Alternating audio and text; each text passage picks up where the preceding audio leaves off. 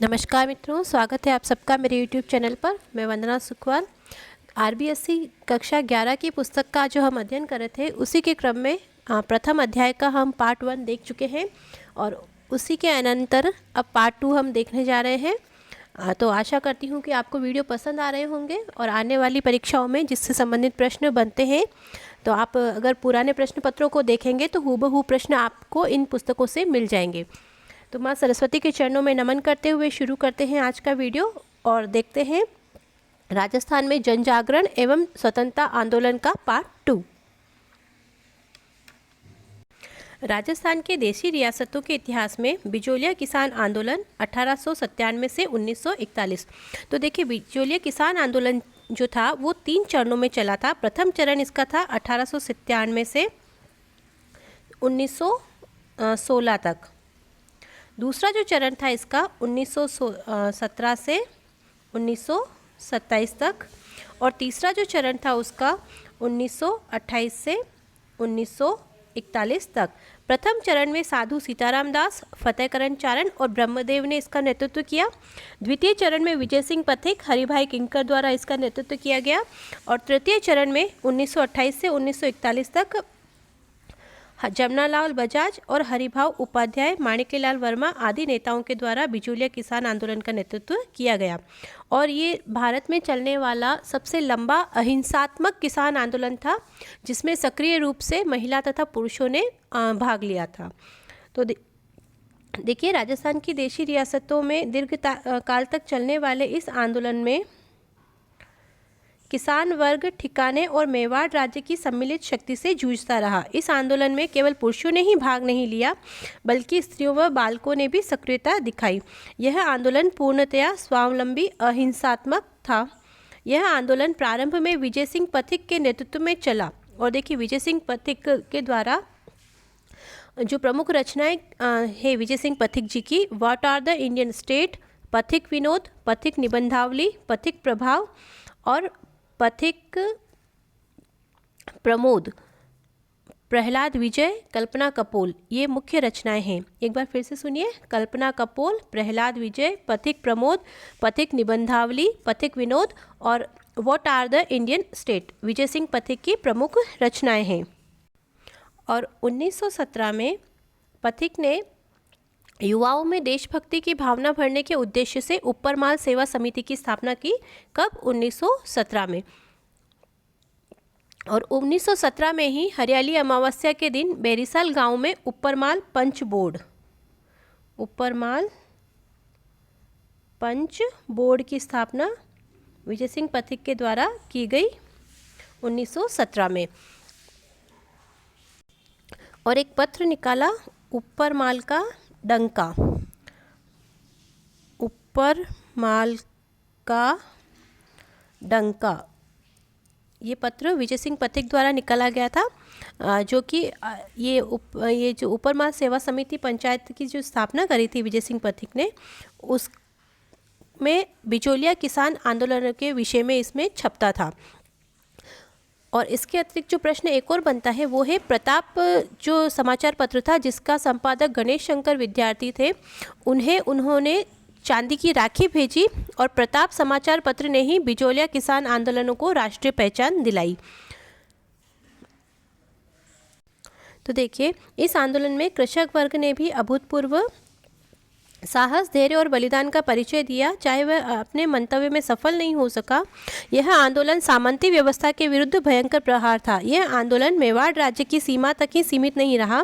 इस आंदोलन ने कालांतर में माणिक्यलाल वर्मा जैसे तेजस्वी नेता को भी जन्म दिया जो बाद में मेवाड़ राज्य में उत्तरदायी सरकार की स्थापना हेतु अनेक आंदोलनों का प्रणेता बना। तो 1938 में मेवाड़ प्रजामंडल की स्थापना की माणिक्यलाल वर्मा ने और इसके जो अध्यक्ष बने थे वो बलवंत सिंह मेहता बने थे।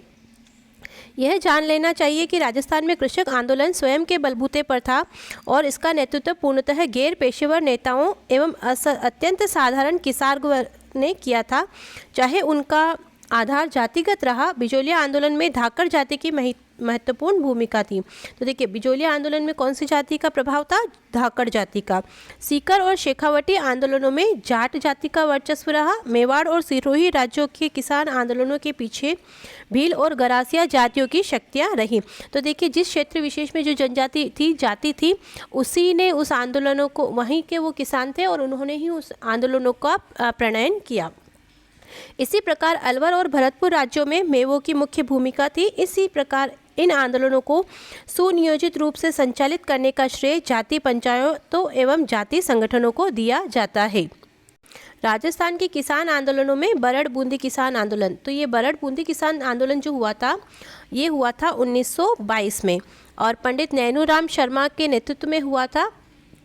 2 अप्रैल इसकी प्रमुख घटना जो है 2 अप्रैल 1923 को डाबी हत्याकांड है। डाबी गांव में हत्याकांड जो हुआ वो डाबी हत्याकांड से कहलाता है। वहाँ पर नैनूराम की अध्यक्षता में एक सभा चल रही थी और उसमें एक पुलिस अधीक्षक का नाम आता है इकराम हुसैन। इकराम हुसैन, इसके नेतृत्व में गोलियां चलाई गई जिसमें नानक भील और देवलाल गुजर शहीद हो गए। नानक भील और देवलाल गुजर, और नानक भील की ही स्मृति में माणिक्यलाल वर्मा द्वारा जो गीत लिखा गया था वो अर्जी गीत था। इस प्रकार से जो बूंदी बरड़ किसान आंदोलन से संबंधित जो महत्वपूर्ण तथ्य थे वो हमने देख लिए हैं। अब आगे देखते हैं जो दूसरा है नीमराणा अलवर का किसान आंदोलन। तो अलवर नीमराणा में जो किसान आंदोलन हुआ उसका मुख्य कारण था जो सुअर थे उनके उत्पात से दुखी होकर 1921 में अलवर के किसानों ने आंदोलन प्रारंभ कर दिया। तो वहाँ की जो रियासतीदार थे उन्होंने सुअरों को मारने पर प्रतिबंध लगा दिया और ये सुअर किसानों की फसलों को बर्बाद कर देते थे। तो उसी के विरोध में दुखी होकर किसानों ने आंदोलन किया। अलवर में 1922 में तीसरा भूमि बंदोबस्त होने के कारण 1923-24 में भू राजस्व की नई दरें लागू कर दी गई थी। नए बंदोबस्त से पूर्व राजपूत और ब्राह्मणों से अन्य जातियों की तुलना में कम भू राजस्व लिया जाता था, लेकिन नए बंदोबस्त जब लागू हो गए तो इन जातियों के विशेषा जो अधिकार थे उनको समाप्त कर दिया गया और इसके कारण राजपूत और ब्राह्मणों में भी असंतोष की भावना प्रबल हो गई। उसी के विरोध में 14 मई 1925 को, देखिए महत्वपूर्ण तिथि है 14 मई 1925, निमूचना कांड।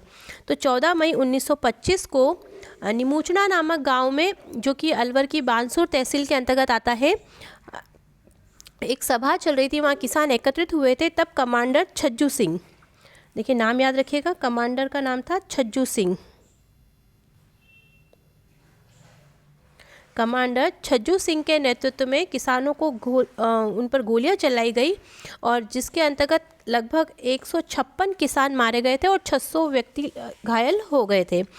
जो रियासत नामक समाचार पत्र था, रियासत नामक समाचार पत्र में इस कांड की तुलना जलियांवाला बाग हत्याकांड से की गई है, जबकि महात्मा गांधी ने अपने यंग इंडिया नामक समाचार पत्र में इसे डबल डायरिज्म की संज्ञा दी है, दोहरी डायरशाही।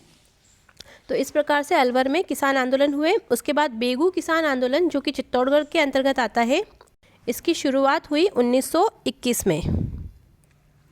1921 में विजय सिंह पथिक, रामनारायण चौधरी और माणिक्यलाल वर्मा इससे जुड़े हुए प्रमुख व्यक्तित्व रहे हैं। 1921 में मैनाल में भैरवकुंड पर एक सभा हुई और उसी सभा में इस आंदोलन का प्रणयन किया गया। राजस्थान सेवा संघ के जो मंत्री थे रामनारायण चौधरी, उन्हें इसका बेगू किसान आंदोलन का नेतृत्व दिया गया और इसका जो प्रमुख कारण ये था कि 2 वर्ष से पूर्व तक बेगू के जो ठाकुर रावत अनूप सिंह थे, उनके मध्य और किसानों के मध्य एक समझौता हो गया, लेकिन मेवाड़ सरकार का जो रेजिडेंट था उसने इस समझौते को नहीं माना और राजस्थान सेवा संघ के नेताओं और रावल अनूप सिंह के मध्य जो समझौता हुआ उसे बोल्शेविक्स समझौते की संज्ञा दी गई, बोल्शेविक समझौता। और इसी से नाराज होकर अनूप सिंह को उदयपुर में नज़रबंद कर दिया गया और ठिकाने पर मुनसरमात बैठा दिया गया, अर्थात एक ऐसा अधिकारी जो सीधा ही अंग्रेज़ों को और महाराणाओं को ही रिपोर्ट करता था।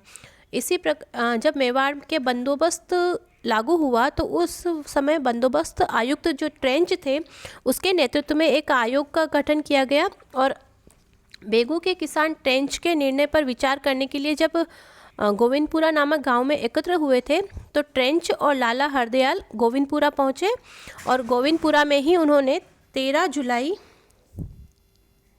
ये डेट थी 13 जुलाई 1923 को जब गोविंदपुरा में सारे किसान एकत्रित हुए थे तब ट्रेंच और अमृतलाल ने वहां पहुंचकर किसानों पर गोलियां चलवाई, जिसमें रूपाजी और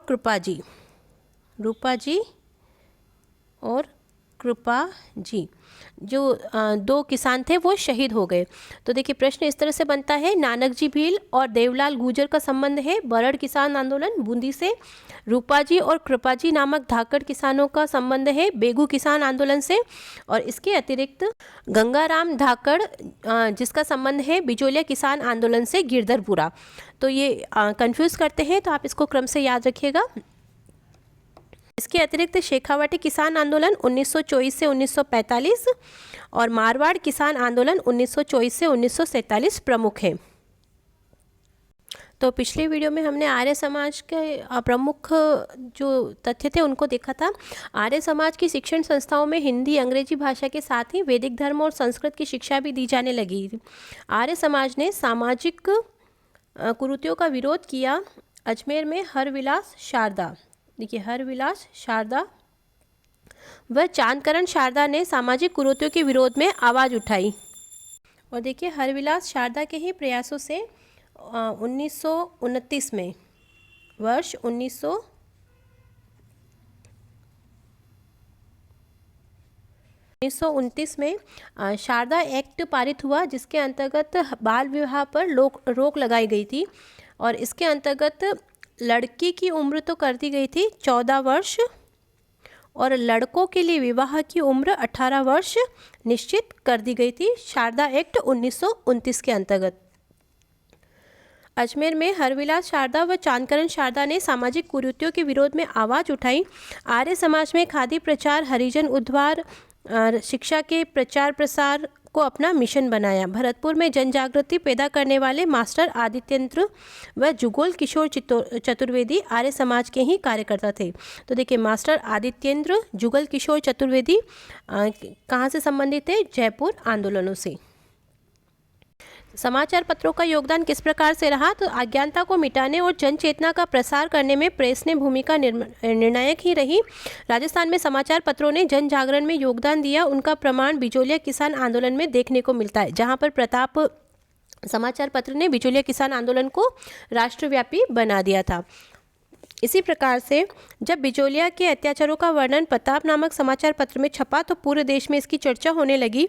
राजस्थान के राज्यों के आंतरिक मामलों का ज्ञान समाचार पत्रों के माध्यम से जनता में होने लगा। विजय सिंह पथिक, रामनारायण चौधरी, जयनारायण व्यास आदि नेताओं ने राज्य की समस्याओं के विषय में समाचार पत्रों के माध्यम से चर्चा प्रारंभ की। राजपुताना गजट 1885 में, देखिए ये मौलाना मुराद अली के नाम से मौलवी मुराद अली के ने इसका संपादन किया था, राजपुताना गजट का। राजस्थान समाचार 1889 जो कि मुंशी समर्थदान का था। और इसके अतिरिक्त भी बहुत थोड़े से ही समय के पश्चात ये समाचार बंद तो हो गए, लेकिन 1920 में पथिक ने राजस्थान केसरी, देखिए इसका प्रकाशन हुआ था वर्धा से, राजस्थान केसरी का प्रकाशन किया था वर्धा से, और फिर अजमेर से इसको प्रारंभ किया था। 1922 में राजस्थान सेवा संघ में नवीन राजस्थान प्रारंभ किया। तो जब 1920 में राजस्थान केसरी का प्रकाशन प्रारंभ हुआ तब उस पर वहाँ पर उसे 1920 में वर्धा से अजमेर स्थानांतरित कर दिया गया। अजमेर में उस पर प्रतिबंध लगा दिया गया, तो 1922 में इसे नवीन राजस्थान के नाम से, और जब उसे भी बंद कर दिया गया तो 1923 में इसे तरुण राजस्थान के नाम से इसका प्रकाशन प्रारंभ हुआ। तो देखिए 1919 में वर्धा में राजस्थान सेवा संघ की स्थापना की गई थी विजय सिंह पथिक द्वारा। तो ये बहुत ज़्यादा महत्वपूर्ण है, याद रखिएगा। 1919 राजस्थान सेवा संघ की स्थापना। 1919 में ही केसरी समाचार पत्र का प्रकाशन हुआ, लेकिन 20 में उसे अजमेर स्थानांतरित कर दिया गया। अजमेर में प्रतिबंध लगने पर 1922 में नवीन राजस्थान के नाम से और 1922 में पुनः प्रतिबंध लगने पर 1923 में तरुण राजस्थान के नाम से इसका प्रकाशन प्रारंभ हो गया। इसमें भी कृषक आंदोलनों एवं अत्याचारों पर व्यापक चर्चा हुई। इस पत्र के संपादन में शोभालाल गुप्त, रामनारायण चौधरी और जयनारायण व्यास आदि नेताओं ने सराहनीय योगदान दिया। जोधपुर, सिरोही और अन्य राज्यों के निरंकुश शासकों के विरुद्ध इस पत्र में आवाज़ उठाई गई।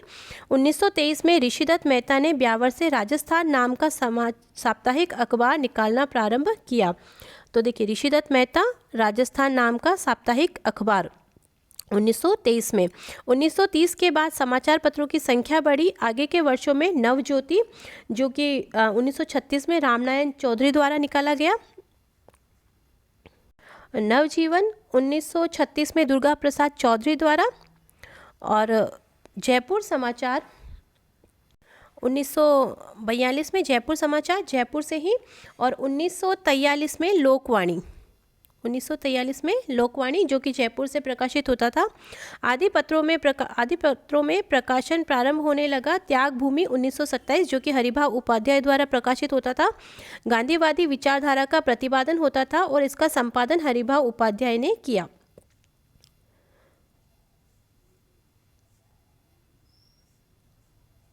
इसमें गांधी जी के रचनात्मक कार्यक्रम पर अधिक बल दिया गया। देशभक्ति, समाज सुधार, स्त्रियों के उत्थान संबंधी लेख इसमें सामान्यतः होते थे। समाचार पत्रों ने राष्ट्रीय स्तर पर राजस्थान की समस्याओं का खुलासा किया, विभिन्न मुद्दों पर राष्ट्रीय सहमति बनाने में योगदान दिया, रियासत से जुड़े आंदोलनों पर प्रकाश डालकर उन्हें बहस का हिस्सा बनाया। पत्र पत्रिकाओं के माध्यम से शोषण एवं अत्याचार का पर्दाफाश हुआ, उन पर चर्चा होने लगी। रचनात्मक कार्यक्रमों को अपनाने की प्रेस की अपील का अच्छा असर हुआ। शिक्षित वर्ग चाहे कम था, परंतु लोग अखबार को दूसरों से सुनने में ही रुचि लेने लगे। पढ़े लिखे लोगों में भी पत्र पत्रिकाओं का पढ़ने में तेजी से रुचि बढ़ी। तो 1849 में राजस्थान का जो पहला समाचार पत्र था मजहरूल सरूर,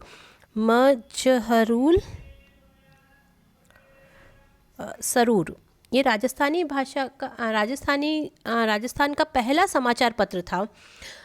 यह राजस्थानी भाषा में न होकर उर्दू और हिंदी भाषा में छपता था, जो कि प्रथम राजनीतिक समाचार पत्र था। क्योंकि हमें ऐसा लगता है कि राजस्थान का पहला समाचार पत्र होगा तो राजस्थानी भाषा में ही होगा, लेकिन ऐसा नहीं था। ये उर्दू और हिंदी का समाचार पत्र था जो कि भरतपुर से प्रकाशित होता था। मजहरूल सरूर राजस्थान का पहला समाचार पत्र। राजस्थानी भाषा का जो समाचार पत्र था वो आगीबाण, जिसे अग्निबाण भी कहते हैं, जयनारायण व्यास द्वारा ब्यावर से प्रकाशित किया गया था। इसके अतिरिक्त भी जयनारायण व्यास का पीप, जो कि एक अंग्रेजी पत्र था, ये पाक्षिक अर्थात 15 दिन में निकलता था और इन्होंने दिल्ली से इसका प्रकाशन किया। अखंड भारत बम्बई से प्रकाशित किया जयनारायण व्यास। तो जयनारायण व्यास के प्रमुख 3 हैं, अग्निबाण या आगीबाण जो कि 1932 में प्रकाशित हुआ, उसके अतिरिक्त पीप अंग्रेजी में दिल्ली से प्रकाशित, और अखंड भारत बम्बई से प्रकाशित होने वाले प्रमुख समाचार पत्र थे। तो मेवाड़ के महाराणा फतेह सिंह, अलवर के महाराणा जय सिंह और भरतपुर के महाराजा कृष्ण सिंह 20वीं शताब्दी के पूर्वार्ध में राजस्थान के ऐसे शासक थे जो अपनी प्रगतिशील और राष्ट्रीय विचारधारा और अंग्रेजों को राज्य के अंदरूनी मामलों में दखल देने से रोकने के कारण ब्रिटिश सरकार के कोप के भाजन बने। अंग्रेजी शिकंजे से परेशान एवं अपदस्थ मेवाड़ के महाराणा के बारे में तरुण राजस्थान ने अपने 10 जनवरी 1924 के अंक में लिखा, यदि महाराणा गौरी सरकार के अंधभक्त न होते, देखिए यहाँ पे न होते, तो शायद मेवाड़ के प्राचीन गौरव का नाश करने वाला यह अत्याचारपूर्ण हस्तक्षेप न हुआ होता। यह भी उल्लेखनीय है कि अलवर के शासक जय सिंह ने 1903 के आसपास बाल विवाह, अनमेल विवाह, मृत्यु भोज पर रोक लगा दी, रियासत की भाषा हिंदी घोषित कर दी। देखिए बहुत महत्वपूर्ण है, कौन सी रियासत है जिसने अपनी राजभाषा हिंदी घोषित करी, तो वो है अलवर रियासत। राज्य में पंचायतों का जाल बिछा दिया। महाराजा ने बनारस हिंदू विश्वविद्यालय, अलीगढ़ मुस्लिम विश्वविद्यालय एवं सनातन धर्म कॉलेज, लाहौर को उदारतापूर्वक वित्तीय सहायता भी दी। अलवर के जय सिंह ने। ऐसे प्रगतिशील शासक से ब्रिटिश सरकार का असंतुष्ट होना स्वाभाविक था। अंत में अलवर महाराजा को निर्वासित होना पड़ा। राजस्थान में कतिपय शासकों ने ही यहाँ के जन आंदोलनों के प्रति सहानुभूति रखने एवं प्रगतिशील विचारों के प्रकटीकरण की हिम्मत जुटाई, परंतु अपवाद स्वयं में बेमिसाल होते हैं। अब देखिए व्यापारी वर्ग की भूमिका किस प्रकार से रही। तो सत्ता के निरंकुश प्रयोग के विरुद्ध आवाज उठाने में व्यापारी वर्ग भी पीछे नहीं रहा। प्रथम विश्व युद्ध के पश्चात इस वर्ग की धारणा एवं विचारधारा सत्ता वर्ग के विरुद्ध होने लगी। कलकत्ता में एक प्रभावशाली मारवाड़ी मंडल विकसित हो रहा था जिसने राष्ट्रीय विचारधारा को प्रोत्साहित करने का निश्चय किया। रियासतों में व्यापारी वर्ग को ठिकानेदार की अहमियत खटकती थी। वे राजनीतिक जागरूकता लाने के लिए अपने धन का प्रयोग करना चाहते थे जिससे सामंती अनुत्तरदायित्व व्यवहार नियंत्रित हो सके। रियासतों में राजनीतिक चेतना जागृत करने वालों में कतिपय व्यापारी वर्ग की भूमिका सराहनीय रही। उदाहरणार्थ बीकानेर में खूबराम सर्राफ तथा सत्यनारायण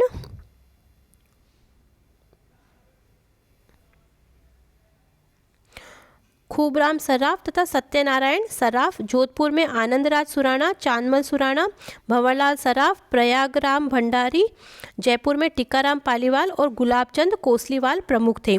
ब्यावर के सेठ दामोदर दास राठी ने एक कुशल उद्योगपति थे किंतु उनका राजनीतिक कार्यक्षेत्र अर्जुनलाल सेठी, केसरी सिंह बारहट, राव गोपाल सिंह खरवा और विजय सिंह पथिक के साथ ही था। तो देखिए सन 1889 में 1889 में दामोदर दास राठी ने दी कृष्णा मिल ब्यावर की स्थापना की थी और 1939 में पाली में महाराजा श्री उमेद मिल्स लिमिटेड की स्थापना की गई। तो इससे संबंधित प्रश्न भी बनते हैं, याद रखिएगा। 1889 में 1889 में दामोदर दास राठी द्वारा द कृष्णा मिल ब्यावर की स्थापना की गई थी। क्रांति के मार्ग पर ये पांचों राष्ट्रवादी नेता एक दूसरे के पूरक थे। दुर्भिक्ष, बाढ़ और भूकंप जैसी प्राकृतिक आपदाओं से त्रस्त जनता का उन्होंने सदैव सेवा की। सेठ राठी हिंदी भाषा के भारी प्रशंसक थे। उन्होंने 1914 में अपनी कृष्णा मिल के बही खातों का अपना संपूर्ण कार्य हिंदी में ही करने का संकल्प लिया। तो देखिए प्रश्न बनता है, हिंदी साहित्य सम्मेलन के अध्यक्ष अमृतलाल चक्रवर्ती की प्रेरणा से राठी ने ब्यावर में और अजमेर, मेरवाड़ा और अदालतों में नागरी लिपि और हिंदी भाषा के प्रयोग के लिए आंदोलन चलाया। इससे प्रभावित होकर अंग्रेज कमिश्नर ने राजकीय कार्य नागरी लिपि और हिंदी भाषा में करना स्वीकार कर लिया था। इस प्रकार एक व्यवसायी एवं उद्योगपति के होने के बावजूद सेठ राठी ने स्वभाषा के प्रयोग सहित स्वदेशी वस्तुओं के प्रयोगों को बढ़ावा देकर राष्ट्र प्रयोग की भावना को प्रेरित किया। खादी का प्रयोग राजस्थान के राज्यों में खादी के प्रसार ने स्वतंत्रता की भावना को लोकप्रिय तथा व्यापक बनाने में महत्वपूर्ण भूमिका निभाई तथा लोगों ने इस आंदोलन की ओर आकृष्ट किया। गांधी के रचनात्मक कार्यक्रमों का प्रचार ऐसा आवरण था जिस पर किसी निरंकुश शासक को भी आपत्ति करने का कोई औचित्य दिखाई नहीं पड़ता। खादी का प्रयोग निर्धन जनता के लिए एक रोजगार का साधन हो सकता था, इसलिए इस कार्यक्रम को रोकने में किसी को कोई आपत्ति नहीं थी। समय के व्यतीत होने के साथ साथ गांधी टोपी पहनना, खादी का प्रयोग करना स्वतंत्रता आंदोलन के हिस्से बन गए। जमनालाल बजाज पर इस आंदोलन की देखभाल का जिम्मा था, जो कि गांधी जी के पांचवें पुत्र कहलाते हैं, जमनालाल बजाज। इसके अतिरिक्त गोकुल भाई भट्ट तथा अन्य खादी कार्यकर्ताओं के सम्मानार्थ प्रकाशित ग्रंथों से इन शांत और तथा जनप्रिय चर्चित चेहरों के योगदान पर अच्छा प्रकाश पड़ता है। खादी को प्रश्रय प्रदान करना, छुआछूत समाप्त करना तथा हरिजन का उद्धार इस युग के नए मूल्यों को प्रोत्साहन देने वाले कार्यक्रम थे, जिससे जन जागरण प्रभावी हो सका। अब महिलाओं की भूमिका किस प्रकार रही, देखिए। राजस्थान में राजनीतिक चेतना और नागरिक अधिकारों के लिए अनवरत चले आंदोलनों में महिलाओं की भूमिका भी श्लाघनीय रही। इसमें अजमेर की प्रकाशवती सिन्हा, तो देखिए जो महत्वपूर्ण है उनके नाम लिखते जाइएगा, जो जिस स्थान विशेष से आती हैं। जैसे प्रश्न पूछा गया था कि नगेंद्र बाला का संबंध किससे है, तो कोटा से था। इसी प्रकार से आने वाली परीक्षाओं में इस प्रकार के प्रश्न बन सकते हैं कि किसी व्यक्तित्व का नाम देकर पूछा जाता है कि उसका संबंध किस क्षेत्र विशेष से था। तो देखिए यहाँ पर जो था प्रकाशवती, इनका संबंध था अजमेर से। 1930 से 1947 तक अनेक महिलाएं जेल गई। इनका नेतृत्व करने वाली साधारण गृहिणियां ही थी, जिनकी गिनती अपने कार्यों तथा उपलब्धियों में असाधारण श्रेणी में की जाती है। इनमें अंजना देवी चौधरी, जो कि रामनारायण चौधरी की पत्नी थी, नारायणी देवी वर्मा माणिक्यलाल वर्मा जी की पत्नी, और रतन शास्त्री पत्नी हीरालाल शास्त्री आदि प्रमुख थी। तो देखिए सीहोट का जो ठाकुर था मानसिंह, सोतिया का बास नामक जो गांव था उसमें किसान महिलाओं के साथ उसने अभद्र व्यवहार करा। तो इस दुर्व्यवहार के विरोध में 25 अप्रैल 1934 को 25 अप्रैल 1934 को कटराथल नामक स्थान पर किशोरी देवी की अध्यक्षता में एक विशाल सम्मेलन का आयोजन किया गया था। तो वो भी सीकर से, शेखावाटी से ही संबंधित थी। तो ये भी ध्यान रखिएगा, किशोरी देवी कहाँ से संबंधित थी? शेखावाटी सीकर किसान आंदोलन से। तो किशोरी देवी के साथ साथ दुर्गा देवी शर्मा, श्रीमती फूला देवी, श्रीमती रमा देवी जोशी और उत्तमा देवी आदि प्रमुख महिलाएं थी जो जेल गई थी। और देखिए सबसे महत्वपूर्ण प्रश्न जो पूछा जाता है कि इन आंदोलनों में जेल जाने वाली प्रथम राजस्थानी महिला थी, तो वो अंजना देवी चौधरी जी थी, रामनारायण चौधरी जी की पत्नी। इस प्रकार से इनके विषय में और जानकारी आप अपने आसपास से जो भी है आपके सोर्सेज, जैसे नोट्स वगैरह जिससे आप पढ़ते हैं, तो जैसे अंजना देवी का नाम आया तो इससे संबंधित जानकारी आप उसे पढ़िए। नारायणी देवी आया है तो रतन शास्त्री आया, तो इससे आपके कंसेप्ट ज़्यादा क्लियर हो जाएंगे। मैं सिर्फ ये एक रिवीजन के हिसाब से बता रही हूँ, क्योंकि जो फैक्चुअल प्रश्न राजस्थान माध्यमिक शिक्षा बोर्ड की पुस्तकों में से बनते हैं तो उनसे संबंधित हमारे प्रश्न कोई गलत ना हो जाए, क्योंकि भूमिकाओं में यहाँ पर बहुत सारी चीज़ें दी हुई है तो वो हमारे लिए महत्वपूर्ण नहीं है। हमारे लिए महत्वपूर्ण जो है वो हमारे लिए जो फैक्ट्स आते हैं, जो तथ्य आते हैं, वो ज़्यादा परीक्षा में उपयोगी होते हैं। तो आप उन्हें देखते जाइए और उसे नोट करते जाइए। 1942 की अगस्त क्रांति में छात्राओं ने अद्भुत शौर्य का प्रदर्शन किया। कोटा शहर में तो रामपुरा पुलिस कोतवाली पर अधिकार करने वाले छात्राओं भी शामिल थी। तो देखिए छात्र और छात्राओं ने भी योगदान दिया।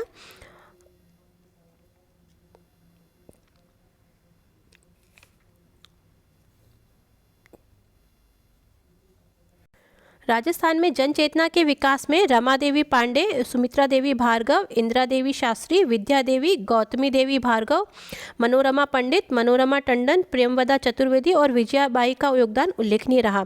डूंगरपुर की एक भील बाला कालीबाई 19 जून 1947 को रास्तापाल, जो कि सागवाड़ा डूंगरपुर के अंतर्गत आता है, अपने शिक्षक सेंगा भाई को बचाते हुए शहीद हो गई। तो सेंगा भाई के साथ में एक और नाम आता है, नाना भाई खाट।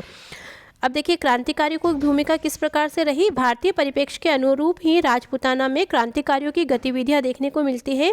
यहाँ भी शासक वर्ग ने ब्रिटिश सत्ता के समान ही सामान्यतः राष्ट्रवादी गतियों पर अपना शिकंजा कस दिया। ऐसी परिस्थितियों में क्रांतिकारी गतिविधियों को अपनी जगह बनाने का मौका मिला। बंगाल में सक्रिय क्रांतिकारियों ने राजपूताना में भी संपर्क स्थापित करने में अपना कार्यक्षेत्र का विस्तार किया। राजपूताना में क्रांतिकारी गतिविधियों से संबंध रहने वालों में मुख्य थे विजय सिंह पथिक, अर्जुन लाल सेठी, ये जयपुर से संबंधित थे। केसरी सिंह बारहट शाहपुरा भिलवाड़ा से संबंधित है। प्रताप सिंह बारहट ये केसरी सिंह बारहट के पुत्र हैं। राव गोपाल सिंह खरवा के ठिकानेदार, जिन्हें राजस्थान में सशस्त्र क्रांति का जनक कहा जाता है, गोपाल सिंह खरवा। और इससे संबंधित देखिए एक फैक्ट और याद रखिएगा कि इन्हें गिरफ्तार करके जो अजमेर की टाड़गढ़ जेल है वहाँ पर बंदी बना के रखा गया था। यद्यपि क्रांतिकारियों का आंदोलन जन साधारण में अपनी जमीन तैयार न कर सका, फिर भी सामंती समाज की बदहाली, शासकों की उदासीनता व अंग्रेजों की दमन की भूमिका अविस्मरणीय रही। राजस्थान में भी पूरे राष्ट्र के समान सामान्यतः गांधीवादी तौर तरीके ही लोकप्रिय रहे। अंग्रेज सरकार क्रांतिकारी गतिविधियों को समाप्त करने पर आमादा थी। इसी सिलसिले में वायसराय लॉर्ड मिंटो ने अगस्त 1909 में राजस्थान में राजाओं को अपने अपने राज्यों में क्रांतिकारी साहित्यिक व समाचार पत्रों पर रोक लगाने एवं क्रांतिकारी गतिविधियों को कुचलने के निर्देश दिए। फलतः राज्यों ने समाचार पत्रों पर रोक लगाने के साथ ही क्रांतिकारियों के आपसी व्यवहार एवं व्याख्यान पर रोक लगा दी, परंतु राज्यों के ये प्रतिबंध कारगर नहीं हुए। दृढ़ प्रतिज्ञ और निष्ठावान देशभक्त हिंसात्मक गतिविधियों की ओर प्रवृत्त अधिक हुए। राजस्थान के क्रांतिकारियों का जनक शाहपुरा का बारहट परिवार था। देखिए इसमें ठाकुर केसरी सिंह बारहट राष्ट्रीय परिस्थितियों से भलीभांति अवगत थे और ब्रिटिश सरकार की नीतियों के खिलाफ इनमें तीव्र आक्रोश था। 1903 में केसरी सिंह बारहट जी ने चेतावनी का चुंगटिया, जिसके अंतर्गत 13 सोठे आते हैं। तो ये इससे संबंधित हर एक प्रश्न पूछा गया है। कितने सोठे आते हैं, किसने लिखा, कब लिखा, किसको लिखा, तो हर एक प्रश्न महत्वपूर्ण है। इसमें 13 सोठे हैं। तो देखिए जैसे दोहा, सोटा, छंद इस तरह से अलग अलग होते हैं सेवैयाँ हिंदी में, उसी प्रकार से इसमें जो लिखे हुए हैं वो सोठे हैं 13, जिन्हें चेतावनी का चुंटिया कहा जाता है। इन्होंने फतेह सिंह को भेजे। महाराणा फतेह सिंह जो कि मेवाड़ के महाराणा थे, 1903 में ये जॉर्ज पंचम के दरबार में सम्मिलित होने के लिए दिल्ली जा रहे थे। तब केसरी सिंह बारहट ने गोपाल सिंह खरवा के हाथों अपना ये संदेश भिजवाया, जिसके अंतर्गत 13 सोटे थे, जिसे नाम दिया गया चेतावनीरा चुंगटिया। इसमें उन्होंने मेवाड़ के महाराणा को अपने शौर्य परंपरा से परिचित करवाया और अपने स्वाभिमान को जागृत करने के लिए लिखा था। और इसी सोठों के इनको पढ़कर मेवाड़ के जो महाराणा थे वो दिल्ली तो गए थे, लेकिन जॉर्ज पंचम के दरबार में सम्मिलित नहीं हुए थे। इन्होंने बीमारी का बहाना लिया और दिल्ली से पुनः ये मेवाड़ लौट आए थे, और इसके कारण इन्होंने दिल्ली दरबार में भाग नहीं लिया। क्रांतिकारी गतिविधियों के लिए धन जुटाने के लिए उन्होंने कुछ लोगों के साथ मिलकर कोटा के महंत साधु प्यारेलाल की हत्या कर दी। इस केस में इन्हें 20 वर्ष की सजा हुई, और जब इन्हें सजा हुई तो बिहार की हजारीबाग जेल में रखा गया था। उस समय जब ये हजारीबाग जेल में थे, उस समय इनका पुत्र प्रताप सिंह जो था वो बरेली जेल के अंतर्गत था, और बरेली जेल में ही उसे यातनाएं दे देकर मार डाला गया। तो इन्होंने स्वाधीनता के लिए अपने पूरे परिवार का बलिदान कर दिया। 20 वर्ष की सज़ा के बाद भी ये 1919 में शीघ्र ही जेल से रिहा हो गए। मुक्त होने पर उन्होंने अपने पुत्र प्रताप सिंह की शहादत का समाचार मिला। उन्होंने धैर्य नहीं खोया। बाद में गांधी जी के संपर्क के कारण केसरी सिंह बारहट अहिंसा के विचारों के पोषक हो गए, और इनका जो भाई था जोरावर सिंह बारहट, उसके संबंध में भी बहुत प्रसंग आता है। प्रताप सिंह बारहट और जोरावर सिंह बारहट ने हार्डिंग पर बम फेंका था दिल्ली में, और ये बम पीएनबी बैंक की इमारत पर चढ़कर फेंका था। तो ये प्रश्न भी पूछा गया है, पीएनबी बैंक की इमारत पर चढ़कर हार्डिंग पर बम फेंका था उस समय ये। उसके बाद फिर ये गुप्त रूप से अमरदास बैरागी के नाम से, जो छद्म नाम इन्होंने धारण किया था अमरदास बैरागी, और कोटा के जो बूंदी के जंगलों में और कोटा के जंगलों में इन्होंने अपना जीवन व्यतीत किया, और अंत में निमोनिया रोग से इनकी मृत्यु हो गई। तो जयपुर के क्रांतिकारियों की पौध तैयार करने वाले अर्जुन लाल सेठी ने राजकीय नौकरी को ठोकर मारकर देश सेवा का कठिन मार्ग चुना। उन्होंने उनके द्वारा जो स्थापित वर्धमान पाठशाला, देखिए इसकी स्थापना इन्होंने की थी 1905 में। वर्धमान पाठशाला जयपुर में 1905 में, नाम तो इन्होंने उसे जैन पाठशाला का दिया, लेकिन यहाँ पर ये क्रांतिकारियों की को तैयार करते थे, उन्हें बम बनाने की ट्रेनिंग देते थे। तो प्रताप सिंह बारहट और जो इसके छात्र थे, इन्होंने महंत की हत्या के झूठे आरोप में जेल में डाल दिया गया था, और जब इन्हें जेल में डाला तो पूछा जाता है कि कौन सी जेल भेजा था, तो ये थी वेलूर जेल में भेज दिया था। जेल से 6 वर्ष बाद मुक्त होने पर 1920 में इन्होंने राष्ट्रीय आंदोलन में भाग लिया। खरवा ठाकुर गोपाल सिंह ने रास बिहारी बोस एवं बंगाल के क्रांतिकारियों के संपर्क में आने के कारण सशस्त्र बल द्वारा स्वतंत्रता प्राप्ति का मन बनाया। 21 फरवरी 1915 को सशस्त्र क्रांति की शुरुआत का राजस्थान में उत्तरदायित्व ठाकुर खरवा ने लिया, मगर योजना असफल होने पर उन्हें टाटगढ़ में नज़रबंद रखा गया, जहां से वे फरार हो गए, मगर पुनः बंदी बनाकर अजमेर जेल में रखा गया। जेल से मुक्त होने पर 1920 में वे शांतिपूर्ण राजनीतिक गतिविधियों में संलग्न हो गए। कुछ अंतराल के बाद 1931 में भगत सिंह को फांसी देने से उग्रवादी पुनः सक्रिय उठे। तो देखिए भगत सिंह की एक रचना आती है, मैं नास्तिक क्यों हूँ। क्या रचना है? मैं नास्तिक क्यों हूँ। ये भगत सिंह के द्वारा लिखी गई रचना है। परीक्षा में पूछा गया है फर्स्ट ग्रेड एग्जाम्स में, तो ध्यान रखिएगा। अजमेर और पुष्कर की दीवारों पर भगत सिंह जिंदाबाद के नारे लिखे गए। चिरंजी लाल ने क्रांतिकारी दल की स्थापना की। ज्वाला प्रसाद शर्मा, रमेश चंद्र व्यास जैसे लोग क्रांतिकारी गतिविधियों से जुड़े। अब देखिए कवियों का योगदान किस प्रकार से रहा राष्ट्रीय आंदोलनों में। राजस्थान की स्वतंत्र चेतना में कवियों ने लोकगीतों के माध्यम से जनता को जागृत किया। ये लोकगीत राज्य की सभी आंचलिक भाषाओं में वहाँ के स्थानीय कवियों तथा गीतकारों द्वारा रचे गए थे। इन गीत कविताओं से परतंत्रता का काल में अशिक्षित अर्धशिक्षित जन समूह को प्रेरणा और प्रोत्साहन मिलता। भरतपुर राज्य के निवासी हुलासी का सर्वप्रथम आता नाम यहाँ है, जिन्होंने वीर रस के गीत के माध्यम से अंग्रेजों का विरोध करने का आह्वान किया। तो देखिए, भरतपुर के निवासी हुलासी महत्वपूर्ण है, याद रखिएगा। इनके वीर रसात्मक काव्यों ने अंग्रेजों का विरोध किया। इस ब्राह्मण कवि ने अपनी वीर रस की कविताओं में राजस्थान के तत्कालीन राजाओं तथा राज्यों की तुलना में भरतपुर के वीरों द्वारा अंग्रेजों का अंतिम दम तक विरोध करने का ओजस्वी वर्णन किया है। राजस्थान में जन जागरण का हुंकार फूंकने वालों में बूंदी के सूर्यमल मिश्रण 1815 से 1868 तथा मारवाड़ के शंकरदान सामोर का नाम विशेष उल्लेखनीय है। देखिए, जो ये सूर्यमल मिश्रण थे बूंदी के राम सिंह के दरबारी कवि थे और इनकी प्रमुख जो रचनाएं हैं वीर सतसई, राम रंजाट, बलवद विलास, धातु रूपावली, छंद मयूख और सतीरासो। और इनकी जो भाषा है वो भाषा रही है डिंगल, सूर्यमल मिश्रण जी की। अब देखिए, प्रजामंडल आंदोलनों का किस प्रकार से योगदान रहा। तो प्रजामंडलों के नेतृत्व में उत्तरदायी शासन की स्थापना के लिए नेताओं को कठोर संघर्ष करना पड़ा, यातनाएं भी झेलनी पड़ी, कारावास भी रहना पड़ा। उनके परिवारों को भारी संकट का सामना करना पड़ा, यहाँ तक कि अपने जीवन को भी दांव पर लगाना पड़ा। प्रजामंडलों के मार्गदर्शन में ही राजस्थान की विभिन्न रियासतों में राष्ट्रीय आंदोलन की हलचल हुई। दुर्भाग्य की बात यह रही कि राजस्थान की जनता को तीन शक्तियों यथा राजा, ठिकानेदार और ब्रिटिश सरकार का सामना करना पड़ा। ये तीनों ही शक्तियां मिलकर जनता के साथ संघर्ष का दमन करती रही, परंतु राजस्थान की रियासतों में होने वाले आंदोलनों ने यह प्रमाणित कर दिया कि राज्यों की जनता का ब्रिटिश भारत की जनता के साथ कंधा मिलाकर भारत की स्वतंत्र कराना चाहती है। तो देखिए, ये जो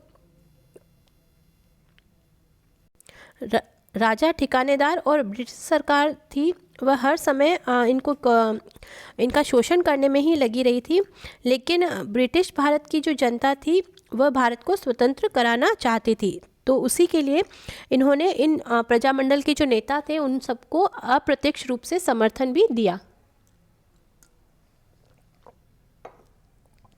जयपुर में प्रजामंडल का नेतृत्व जमनालाल बजाज, हीरालाल शास्त्री जैसे दिग्गज नेताओं ने किया। इससे पहले 1931 में जयपुर प्रजामंडल की स्थापना हुई थी और इसके स्थापनाकर्ता थे जमनालाल बजाज, लेकिन 1936 में पुनः कपूरचंद पाटनी ने जयपुर प्रजामंडल की स्थापना की। तो हीरालाल शास्त्री और जमनालाल बजाज ये सब संबंधित थे जयपुर प्रजामंडल से। इसके अतिरिक्त जोधपुर में जयनारायण व्यास के मार्गदर्शन में उत्तरदायी शासन की स्थापना की गई।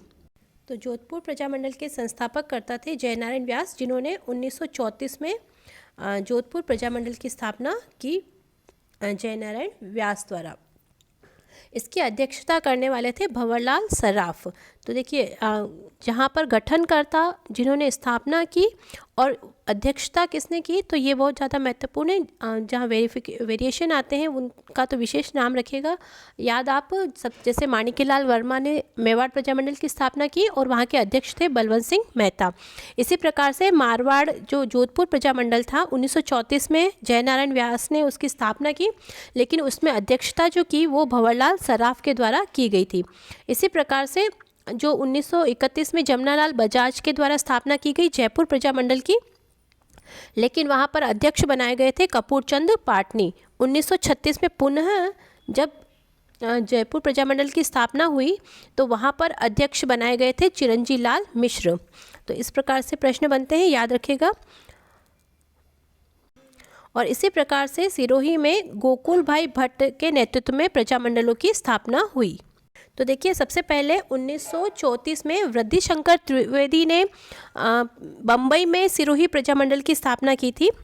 वृद्धिशंकर त्रिवेदी बम्बई में 1934 में, लेकिन 1939 में 1939 में गोकुल भाई भट्ट ने सिरोही प्रजामंडल की स्थापना करी। तो जो दो प्रजामंडल अलग अलग स्थापना हुई थी सिरोही की, तो सन देकर पूछा जा सकता है कि 1934 में सिरोही प्रजामंडल की स्थापना किसने करी, 1939 में सिरोही प्रजामंडल की स्थापना किसने करी। तो दोनों के ही स्थापनकर्ता अलग अलग हैं। इसी प्रकार से राजस्थान में राजनीतिक कार्यकर्ताओं की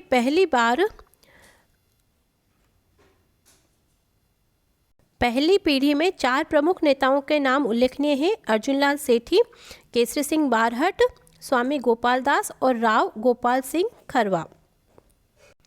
और अर्जुनलाल सेठी के बारे में विशेष है कि इन्होंने अंतिम समय में ये उर्दू पाठशाला में पढ़ाते थे और इन्होंने अपना रहन सहन पहनावा सारा मुस्लिम संप्रदाय के अनुसार ही कर लिया था। तो इन्हें मुस्लिम समझकर ही इन्हें दफना दिया गया था अर्जुनलाल सेठी ने। अर्जुनलाल सेठी ने इलाहाबाद विश्वविद्यालय से स्नातक की डिग्री प्राप्त की थी और अपना कार्य चौमू के ठाकुर देवी सिंह के निजी सचिव के रूप में प्रारंभ किया, लेकिन शीघ्र ही अपना त्यागपत्र दे दिया। कुछ समय मथुरा में एक जैन स्कूल में अध्यापक रहे, फिर 1906 में जयपुर आ गए। इसके पश्चात वे युवकों को भावी क्रांति के लिए तैयार करने लगे। केसरी सिंह बारहट मेवाड़ में शाहपुरा में पैदा हुए। वे चारण और राजपूतों में कुछ सुधार लाना चाहते थे। उन्होंने राजपूतों में शिक्षा प्रसार पर बल दिया और सामाजिक कुरीतियों से बचने की सलाह दी। स्वामी गोपाल दास का जन्म चूरू के समीप हुआ था। उनका जीवन इस बात का ज्वलंत उदाहरण है कि निरंकुश शासन में सार्वजनिक हित में कार्य करने वाले को किसी कठिनाइयों का सामना करना पड़ता है। और देखिए, पुत्री पाठशाला की स्थापना की गई थी स्वामी गोपाल दास द्वारा। पुत्री पाठशाला, कई बार परीक्षाओं में प्रश्न पूछा गया है। पुत्री पाठशाला की स्थापना स्वामी गोपाल दास द्वारा। बीकानेर के प्रबुद्ध शासक गंगा सिंह ने स्वामी गोपाल दास को परेशान करने में कोई कमी नहीं की, जबकि उनका दोष यह था कि वे बीकानेर की वास्तविक स्थिति से लोगों को अवगत करा रहे थे। सच तो यह है कि उन्होंने कई रचनात्मक कार्य किए, जैसे चूरू में लड़कियों के लिए स्कूल खोला। देखिए, स्कूल का नाम मैंने आपको बता दिया है, पुत्री पाठशाला। तालाबों की मरम्मत कराई और कुएं भी खुदवाए। खरवा का ठाकुर राव गोपाल सिंह ने सामंत परिवार में जन्म लेकर भी देश में भविष्य के लिए अपनी वंश परंपरागत जागीर को देश की आज़ादी के लिए दांव पर लगा दिया। उनके बारे में ठाकुर केसरी सिंह ने लिखा था कि जिस प्रकार पंजाब को लाला लाजपत राय और महाराष्ट्र को बाल गंगाधर तिलक पर गर्व है, उसी प्रकार राजस्थान को गोपाल सिंह खरवा पर गर्व है। तो किसका कथन है ये? ठाकुर केसरी सिंह बारहट का। इन उक्त नेताओं की कार्यप्रणाली पर विचार करें तो कहा जा सकता है कि इन नेताओं की योजनाएं तथा गतिविधियां सामाजिक कार्य करने, शिक्षा को प्रोत्साहित करने तथा देश प्रेम की भावना फैलाने वाली थी। यह उल्लेखनीय है कि उस समय अप्रगतिशील रूढ़िवादी घटनाओं पर टीका टिप्पणी आपराधिक श्रेणी में गिनी जाती थी। समाचार पत्रों को बाहर से मंगवाना, एक टाइप मशीन अथवा चक मुद्रण यंत्र किसी व्यक्ति के पास होना एक अपराध माना जाता था। प्रचलित व्यवस्था के प्रति आलोचनात्मक दृष्टिकोण रखना संदिग्ध माना जाता था। पुरानी मान्यताओं को तर्क की कसौटी पर जांचने और राजनीतिक एवं प्रशासनिक नीतियों के प्रति आलोचनात्मक दृष्टिकोण रखने की क्रांतिकारी समझा जाता था। रास बिहारी बोस, महर्षि अरविंद, सचिंद्र सान्याल से मिल लेना ही क्रांतिकारी माने जाने के लिए पर्याप्त समझा जाता था। यह महत्वपूर्ण नहीं है कि जो कार्य सेठी, बारहट, खरवा राव, स्वामी गोपाल दास आदि ने किया, उन्हें सफलता मिली या असफलता, वे संस्थागत रूप धारण कर सके अथवा धराशायी हो गए, अपितु महत्वपूर्ण यह है कि लोगों को कितना प्रभावित कर पाए, इस मायने में वे सफल रहे। इन नेताओं ने अपने बलिदान से पुरानी सामंती ढांचे के अन्यायपूर्ण आचरण का पर्दाफाश किया। कोटा में जन जागृति के जनक पंडित नैनूराम शर्मा थे। उन्होंने थानेदार के पद से इस्तीफा देकर, देखिए थानेदार के पद से कौन इस्तीफा देकर क्रांति में शामिल हुए? तो नैनूराम शर्मा। वे विजय सिंह पथिक द्वारा स्थापित राजस्थान सेवा संघ के सक्रिय सदस्य बन गए और राजस्थान सेवा संघ की स्थापना 1919 में वर्धा में। उन्होंने कोटा राज्य में बेगार विरोधी आंदोलन चलाया, जिसके फलस्वरूप बेगार प्रथा की प्रताड़ना में कमी आई। 1939 में नैनूराम शर्मा और अब्बिन हरी ने कोटा राज्य में उत्तरदायी शासन स्थापित करने के उद्देश्य को लेकर कोटा राज्य प्रजामंडल की स्थापना की। और देखिए, इससे पूर्व 1931 में नैनूराम शर्मा ने हाड़ौती प्रजामंडल की स्थापना की थी और 1939 में कोटा प्रजामंडल की। तो कंफ्यूज नहीं होना, दोनों ही, यदि हाड़ौती से संबंधित या कोटा से संबंधित या बूंदी प्रजामंडल से संबंधित नाम आता है तो उसमें प्रमुख नाम पंडित नैनूराम शर्मा का ही आता है।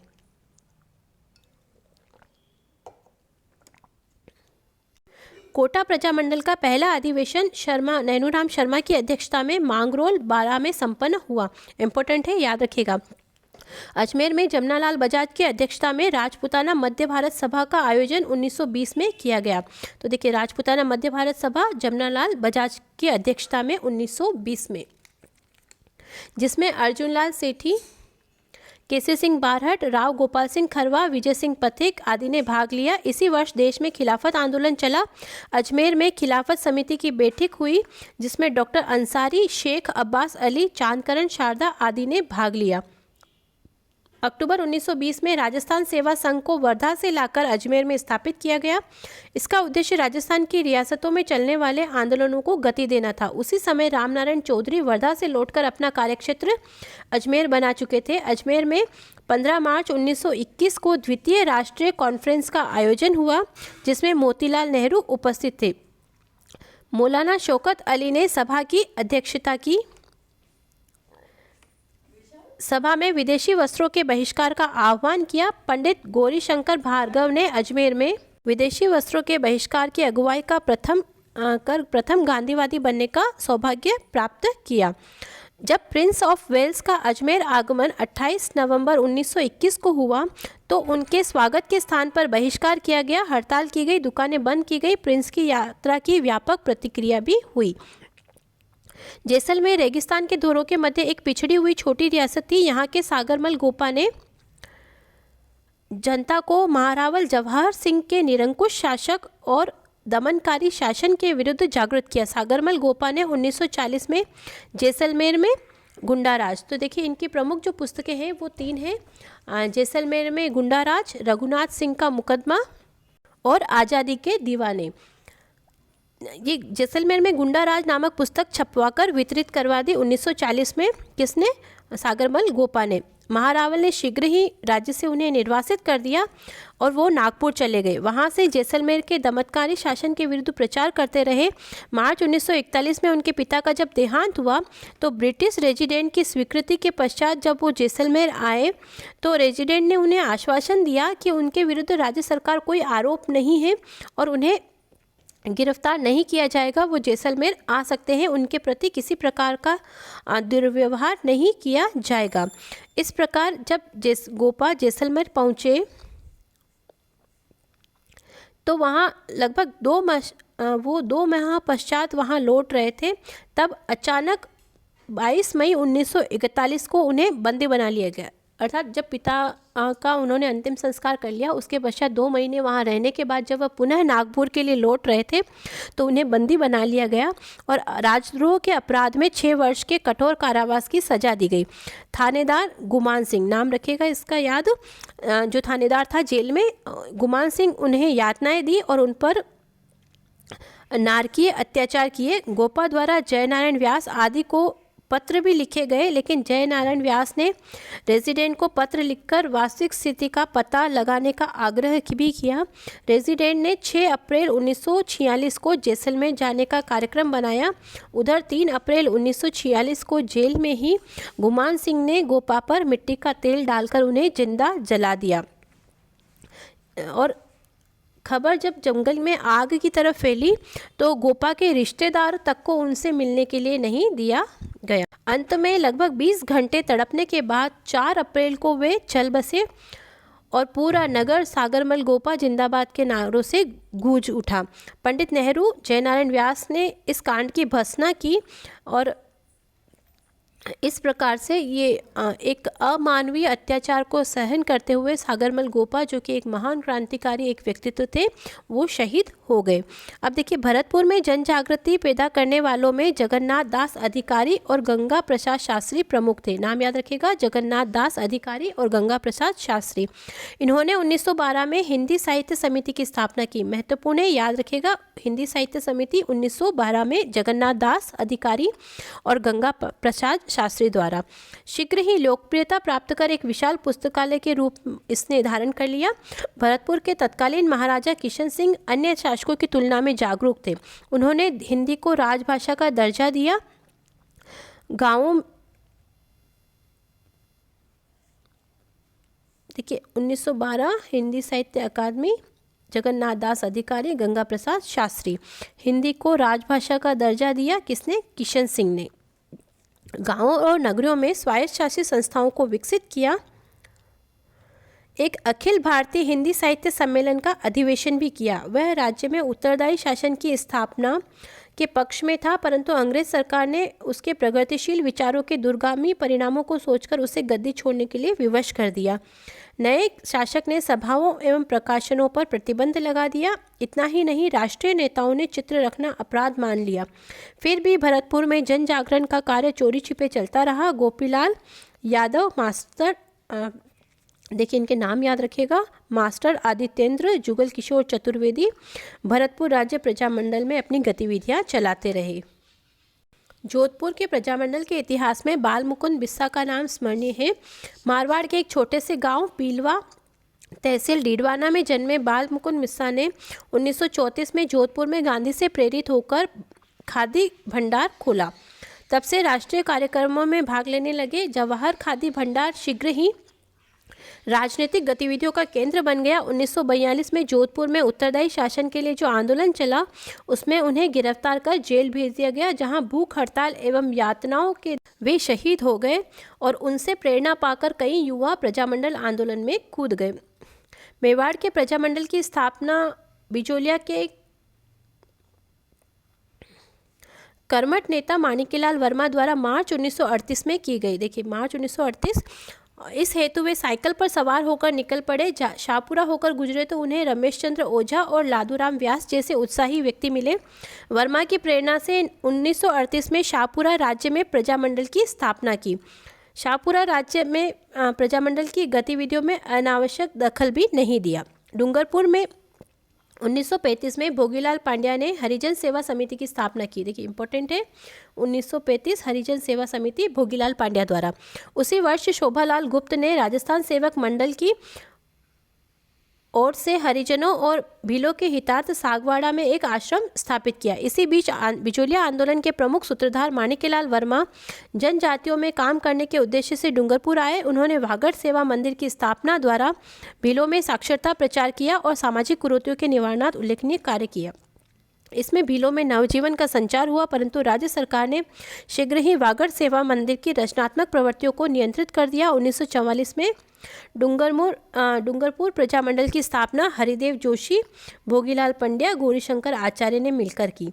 डूंगरपुर में भोगीलाल पंड्या के जेल में किए जाने वाले अमानुषिक व्यवहार को गोकुल भाई भट्ट, माणिक्यलाल वर्मा, हीरालाल शास्त्री, रमेश चंद्र व्यास आदि ने मिलकर जमकर विरोध किया। फलस्वरूप डूंगरपुर महारावल को पंड्या सहित कार्यकर्ताओं को छोड़ना पड़ा। अब देखिए भारत छोड़ो आंदोलन और राजस्थान के परिप्रेक्ष्य में किस प्रकार से रहा। तो भारत छोड़ो आंदोलन, इसका प्रस्ताव 8 अगस्त को रखा गया था और 9 अगस्त को ये प्रारंभ हो गया। इसी समय गांधी जी ने नारा दिया था, करो या मरो। गांधी जी की गिरफ्तारी के विरोध में जगह जगह भूख हड़तालों और जुलूसों का आयोजन होने लगा। विद्यार्थी अपने शिक्षण संस्थाओं से बाहर आकर आंदोलन में कूद पड़े। स्थान स्थान पर रेल की पटरियां उखाड़ दी, तार और टेलीफोन के तार काट दिए। स्थानीय जनता ने भी समानांतर सरकारें स्थापित कर ली। उधर जवाब में ब्रिटिश सरकार ने भारी दमन चक्र चलाया। पुलिस ने गोलियां चलाई, कई व्यक्ति मारे गए, गिरफ्तार हुए। देश की आज़ादी की बड़ी इस लड़ाई में राजस्थान ने भी कंधे से कंधा मिलाकर योगदान दिया। जोधपुर राज्य में सत्याग्रह का दौर चल पड़ा। जेल जाने वालों में मथुरादास माथुर, देवनारायण व्यास, गणेशी लाल व्यास, सुमनेश जोशी, अचलेश्वर प्रसाद शर्मा, छगनराज चौपासनीवाला, स्वामी कृष्णानंद, द्वारका प्रसाद पुरोहित आदि प्रमुख थे। जोधपुर में विद्यार्थियों ने बम बनाकर सरकारी संपत्ति को नष्ट कर दिया। राज्य सरकार के दमन के कारण कुछ समय के लिए आंदोलन स्थिर पड़ गया। अनेक लोगों ने जयनारायण व्यास पर आंदोलन समाप्त करने का दबाव डाला, परंतु वे अडिग रहे। राजस्थान में 1942 के आंदोलन में जोधपुर राज्य का महत्वपूर्ण योगदान रहा, जिसमें 400 व्यक्ति जेल गए। श्रीमती गोरजा देवी जोशी, श्रीमती सावित्री देवी भाटी, श्रीमती सीरे कंवल व्यास और श्रीमती राजकौर व्यास आदि ने भी अपनी गिरफ्तारियां दी। माणिक्यलाल वर्मा रियासती नेताओं की बैठक में भाग लेकर इंदौर आए तो उनसे पूछा गया कि भारत छोड़ो आंदोलन के संदर्भ में मेवाड़ की क्या भूमिका रहेगी, तो उन्होंने उत्तर दिया, भाई हम तो मेवाड़ी हैं, हर बार हर हर महादेव बोलते आए हैं, इस बार भी बोलेंगे। इस प्रकार से उन्होंने अप्रत्यक्ष रूप से भारत छोड़ो आंदोलन के प्रति अपना सकारात्मक रुख प्रकट किया। बम्बई से लौटकर उन्होंने मेवाड़ के महाराणा को ब्रिटिश सरकार से संबंध विच्छेद करने का 20 अगस्त 1942 को अल्टीमेटम दिया, परंतु महाराणा ने इसे महत्व नहीं दिए। दूसरे दिन माणिक्यलाल वर्मा गिरफ्तार कर लिए गए। उदयपुर में कामकाज ठप हो गया। इसके साथ ही प्रजामंडल के कार्यकर्ता और सहयोगियों को गिरफ्तारियों का सिलसिला शुरू हुआ। उदयपुर के भूरेलाल बया, बलवंत सिंह मेहता, मोहनलाल सुखाड़िया, मोतीलाल तेजावत, शिवचरण माथुर, हीरालाल कोठारी, प्यारचंद बिश्नोई, रोशनलाल बोरदिया गिरफ्तार हुए। महिलाएं भी इसमें पीछे नहीं रही। माणिक्यलाल वर्मा की पत्नी नारायणी देवी अपने 6 माह के पुत्र को गोद में लेकर जेल गई। प्यारचंद बिश्नोई की पत्नी भगवती देवी भी जेल गई। तो देखिए, इन जो महिला व्यक्तित्व है इनके नाम भी याद रखिएगा।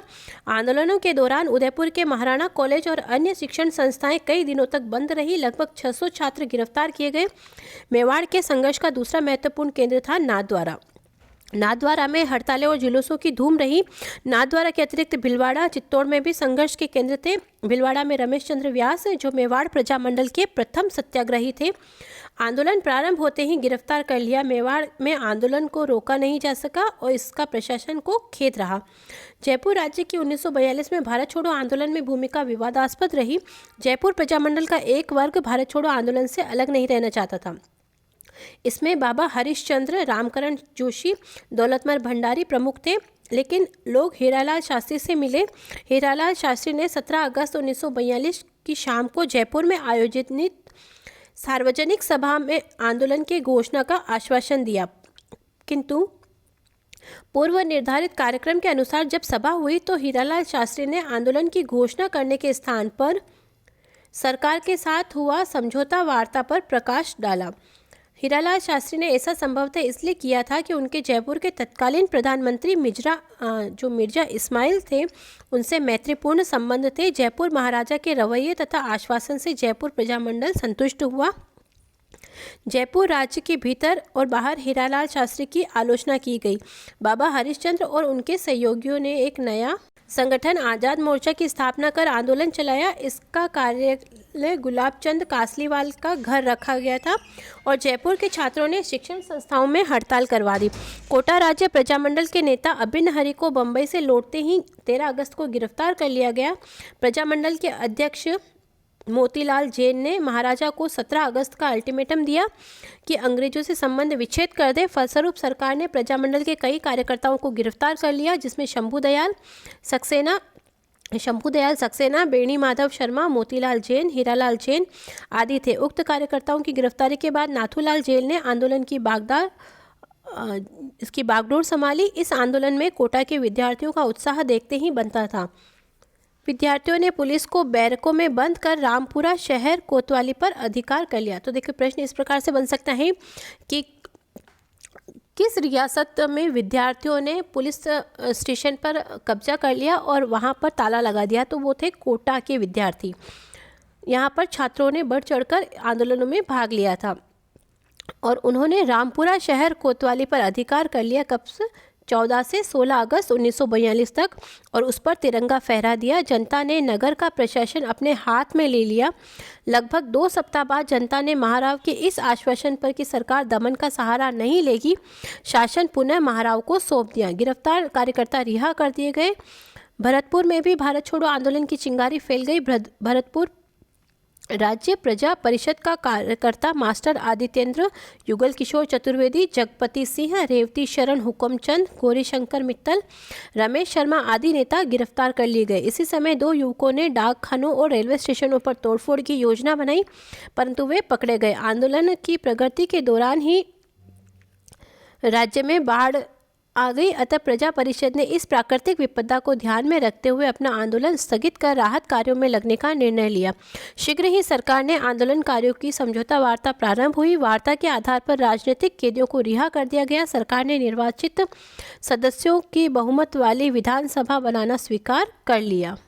शाहपुरा राज्य प्रजामंडल ने भारत छोड़ो आंदोलन शुरू होने के साथ ही राज्य को अल्टीमेटम दिया कि वे अंग्रेजों से संबंध विच्छेद कर दें। फलस्वरूप रमेश चंद्र ओझा, लादूराम व्यास, लक्ष्मी नारायण कोटिया गिरफ्तार किए गए। शाहपुरा के गोकुल लाल असावा पहले ही अजमेर में गिरफ्तार कर लिए गए। अजमेर में कांग्रेस के आह्वान के फलस्वरूप भारत छोड़ो आंदोलन का प्रभाव पड़ा। कई व्यक्तियों को गिरफ्तार कर लिया, जिसमें बालकृष्ण कौल, हरिभाव उपाध्याय, रामनारायण चौधरी, मुकुट बिहारी भार्गव, अंबालाल माथुर, मौलाना अब्दुल गफूर, शोभालाल गुप्त थे। प्रकाश चंद्र ने इस आंदोलन के संदर्भ में अनेक गीतों को रचकर प्रजा को नैतिक बल प्रदान किया। जेलों में कुप्रबंध के विरोध में बालकृष्ण कौल ने भूख हड़ताल कर दी। बीकानेर में भारत छोड़ो आंदोलन का विशेष प्रभाव देखने को नहीं मिलता। बीकानेर राज्य प्रजा परिषद के नेता रघुवर दयाल गोयल को पहले से ही राज्य से निर्वासित कर रखा था। बाद में गोयल के साथी गंगादास कौशिक और दाऊ दयाल आचार्य को गिरफ्तार कर लिया गया। इन दिनों नेमीचंद आचलिया ने अजमेर से प्रकाशित साप्ताहिक लेख में लिखा, जिसमें बीकानेर राज्य में चल रहे दमन कार्यों की निंदा की। राज्य सरकार ने आचलिया को 7 वर्ष का कठोर कारावास का दंड दिया। राज्य में तिरंगा झंडा फहराना अपराध समझा जाता था। अतः राज्य में कार्यकर्ताओं ने झंडा सत्याग्रह शुरू कर दिया। भारत छोड़ो आंदोलन में अपना योगदान दिया। अलवर, भरतपुर, अलवर, डूंगरपुर, सिरोही और झालावाड़ आदि राज्यों में भी भारत छोड़ो आंदोलन की आग फैली। सार्वजनिक सभाएं कर देश में अंग्रेजी शासन का विरोध किया गया। कांग्रेस नेताओं की गिरफ्तारी हुई, भूख हड़तालें हुई और जुलूस निकाले गए। अब देखिए, ये जो संपूर्ण घटनाक्रम हुआ, इसका एक सिंहावलोकन करते हैं।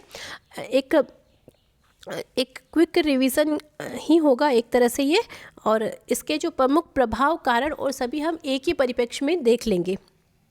रियासतों में जन आंदोलन के दौरान लोगों को अनेक प्रकार के जुल्मों तथा यातनाओं का शिकार होना पड़ा। किसान आंदोलन, जन आंदोलन ने राष्ट्रीय जागृति को विकास में महत्वपूर्ण योगदान दिया। ये स्वस्फूर्त आंदोलन थे, यानी अपने यहाँ भी हो रहे थे। इनको किसी ने आगे चलकर इनको है ना करने के लिए किसी को बाध्य नहीं किया था, क्योंकि किसान और जनता इतनी प्रताड़ित हो चुकी थी कि वो आंदोलन में आगे चलकर आगे बढ़ चढ़कर भाग ले रही थी। इसमें सामंती व्यवस्था की कमजोरियां उजागर हुई। इन आंदोलनों का लक्ष्य राजनीतिक नहीं था, परंतु निरंकुश सत्ता के विरुद्ध आवाज़ के स्वर बहुत तेज हो गए थे। तत्कालीन राजनीतिक व्यवस्था को आलोचना का शिकार होना पड़ा। आज़ादी के पश्चात राजतंत्र तथा सामंत प्रथा का अवसान हुआ। इसमें इन आंदोलनों की भूमिका महत्वपूर्ण रही।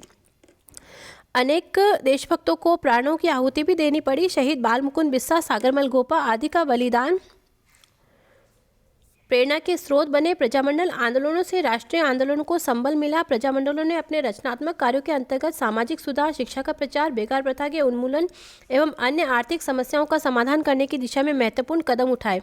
यह कहना उचित नहीं है कि राजस्थान में जन आंदोलन केवल संवैधानिक अधिकारों तथा उत्तरदायी शासन की स्थापना के लिए था, स्वतंत्रता के लिए नहीं। डॉक्टर एम एस जैन ने उचित ही लिखा है, स्वतंत्रता संघर्ष केवल बाह्य नियंत्रण के विरुद्ध ही नहीं होता, बल्कि निरंकुश सत्ता के विरुद्ध संघर्ष भी इसी श्रेणी में आते हैं। चूंकि रियासती जनता दोहरी गुलामी झेल रही थी, अतः उसके लिए संवैधानिक अधिकारों की प्राप्ति तथा उत्तरदायी शासन की स्थापना से बढ़कर कोई बात नहीं हो सकती थी। रियासतों में शासकों का रवैया इतना दमनकारी था कि खादी प्रचार, स्वदेशी शिक्षण संस्थान जैसे रचनात्मक कार्यों को भी अनेक रियासतों ने प्रतिबंधित कर दिया। सार्वजनिक सभाओं पर प्रतिबंध होने के कारण जन चेतना में व्यापक प्रसार में अड़चनें आने लगी। ऐसी कठिन परिस्थितियों में लोक संस्थाओं की भागीदारी कठिन थी। जब तक कांग्रेस ने अपने हरिपुरा अधिवेशन 1938 में देशी रियासतों में चल रहे आंदोलनों को समर्थन नहीं दिया, तब तक राजस्थान की रियासतों में भी जन आंदोलनों को व्यापक समर्थन नहीं मिल सका। हरिपुरा अधिवेशन के पश्चात रियासती आंदोलन राष्ट्र की प्रमुख धारा से जुड़ गए। तो देखिए, 1938 में जब कांग्रेस का हरिपुरा अधिवेशन हुआ और इसकी अध्यक्षता की थी सुभाष चंद्र बोस ने, तो उस हरिपुरा अधिवेशन में प्रजामंडल आंदोलन, जो प्रजामंडलों की स्थापना को स्वीकृति दे दी गई थी, और उसकी स्वीकृति मिलने के पश्चात भारी संख्या में प्रजामंडलों की और उत्तरदायी सरकारों की स्थापना राजस्थान में होने लगी। धीरे धीरे राजस्थान आज़ादी के संघर्ष का अंतिम सोपान की ओर बढ़ रहा था। आज़ादी से पूर्व राजस्थान विभिन्न छोटी छोटी रियासतों में बटा हुआ था, जिसमें 19 देशी रियासतें, देखिए यहाँ पे 2 नहीं 3 चीफ थी, नीमराना, लावा और कुशलगढ़, और एक ब्रिटिश शासित था जिसे अजमेर मेरवाड़ा जो क्षेत्र था, जो सीधा ही ब्रिटिशों के अंतर्गत आता था शासन में। इसमें सबसे बड़ी रियासत जोधपुर थी और सबसे छोटी लावा चीफ थी। राजस्थान के एकीकरण की प्रक्रिया समस्त भारतीय राज्यों के एकीकरण का हिस्सा थी। एकीकरण में सरदार वल्लभ भाई पटेल और वीपी मेनन सहित स्थानीय शासक रियासतों के जननेता, जिनमें जय नारायण व्यास, माणिक्यलाल वर्मा, पंडित हीरालाल शास्त्री, प्रेम नारायण माथुर, गोकुल भाई भट्ट आदि शामिल थे। इनकी भूमिका महत्वपूर्ण थी। और देखिए जो ये एकीकरण शुरू हुआ तो 5 जुलाई 1947 को सरदार वल्लभ भाई पटेल की अध्यक्षता में रियासती विभाग की स्थापना की गई थी और वीपी मेनन इनके सलाहकार और सचिव नियुक्त किए गए थे, जिनका रियासतों के एकीकरण में बहुत ज़्यादा महत्वपूर्ण योगदान रहा। जनता रियासतों के प्रभाव से मुक्त होना चाहती थी, क्योंकि उनके आतंक एवं अलोकतांत्रिक शासन से वो नाखुश थी। साथ ही वह स्वयं को राष्ट्र की मुख्य धारा से जोड़ना भी चाहती थी। राजस्थान में संचालित राष्ट्रवादी गतिविधियों एवं विभिन्न कारकों ने मिलकर राजस्थान में एकता का सूत्रपात किया। फलतः 18 मार्च 1948 से 1 नवंबर 1956 तक 7 चरणों में राजस्थान का एकीकरण संपन्न हुआ। तो देखिए एक दृष्टिपात कर लेते हैं। प्रथम चरण मत्स्य संघ 17 मार्च 1948। तो 17 मार्च 1948 पहला चरण मत्स्य चरण। तो देखिए पहले 3 चरण थे वो 1948, फिर 2 1949, फिर 50 और 56। फिर उसके बाद 25 मार्च 1948 को राजस्थान संघ दूसरा चरण, 18 अप्रैल 1948 तीसरा चरण संयुक्त राजस्थान, 15 मई 1949 को पाँचवा चरण संयुक्त बृहत्तर राजस्थान और छठा चरण जनवरी 1950, 26 जनवरी 1950 को छठा चरण, जिसमें शेष सिरोही जो आबू देलवाड़ा तहसील थी उनको छोड़कर जो पूरा सिरोही राजस्थान में सम्मिलित हो गया था। उसके बाद जो अंतिम चरण था 7वां चरण जो कहलाता है 1 नवंबर 1956 को, उसमें अजमेर मेरवाड़ा का विलय राजस्थान में कर दिया गया और आबू क्षेत्र के साथ ही अजमेर मेरवाड़ा का विलय भी राजस्थान में हो गया था। और जो हमारा राजस्थान का सिरोंज क्षेत्र था झालावाड़ के अंतर्गत आने वाला, वह मध्य प्रदेश को दे दिया गया था। इस प्रकार से जो राजस्थान के एकीकरण की प्रक्रिया है वो 7 चरणों में पूर्ण हुई। और 30 मार्च 1949 को वृहद राजस्थान का निर्माण होने के कारण और इसकी राजधानी जयपुर जब बनाई गई तो प्रथम मुख्यमंत्री नियुक्त किए गए थे हीरालाल शास्त्री जी। तो 30 मार्च 1949 को जब राजस्थान संपूर्ण रूप से एकीकृत हो गया था, कुछ ही रियासतें बची थी, इसी कारण से 30 मार्च को राजस्थान दिवस मनाया जाता है। लेकिन 1 नवंबर 1956 ये मनाया जाता है राजस्थान स्थापना दिवस। तो राजस्थान दिवस 30 मार्च और राजस्थान स्थापना दिवस 1 नवंबर। और जो ये एकीकरण में समय लगा था वो था 8 वर्ष 7 माह और 14 दिन। 8 वर्ष 7 माह और 14 दिन का समय लगा राजस्थान के एकीकरण में, जो कि 7 चरणों में पूरा हुआ। 17 मार्च 1948 से शुरू हुआ था और 1 नवंबर 1956 को समाप्त हुआ राजस्थान का एकीकरण। और जब 1 नवंबर 1956 को राजस्थान का संपूर्ण एकीकरण हो गया, तब राज प्रमुख का पद समाप्त कर दिया गया 7वें संविधान संशोधन 1956 के द्वारा। याद रखिएगा 7वां संविधान संशोधन 7th कॉन्स्टिट्यूशन अमेंडमेंट 1956 के द्वारा। और राज प्रमुख का पद समाप्त करके राज्यपाल का पद गठित कर दिया गया राजस्थान में। तो 1956 से पूर्व राज्यपाल का पद नहीं था, राज प्रमुख का ही पद था। और एक और महत्वपूर्ण प्रश्न जो एकीकरण से संबंधित बनते हैं, उस समय राजस्थान था बी श्रेणी का राज्य। तो बी श्रेणी के अंतर्गत ऐसे राज्य आते थे जो छोटी छोटी रियासतों को मिलाकर बनाए गए थे, वो बी श्रेणी के अंतर्गत आते थे, इसलिए राजस्थान था बी श्रेणी का राज्य। तो देख लिए, अब प्रश्नों के माध्यम से हम देखते हैं कि आपने कितना अर्थ ग्रहण किया है। तो 1857 के विद्रोह की शुरुआत कब हुई? 10 मई, 28 मई, 10 जून, 18 मई। तो देखिए 28 मई को नसीराबाद छावनी के साथ में विद्रोह के साथ ही राजस्थान में 1857 के विद्रोह की शुरुआत हो गई थी।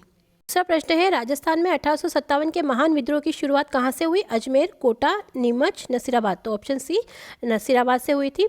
ठाकुर कुशाल सिंह ने कहाँ के क्रांतिकारियों के विद्रोह का नेतृत्व किया? जोधपुर, नीमच, सलूम्बर, आउवा। तो ऑप्शन डी आउवा के सैनिकों का नेतृत्व किया ठाकुर कुशाल सिंह ने।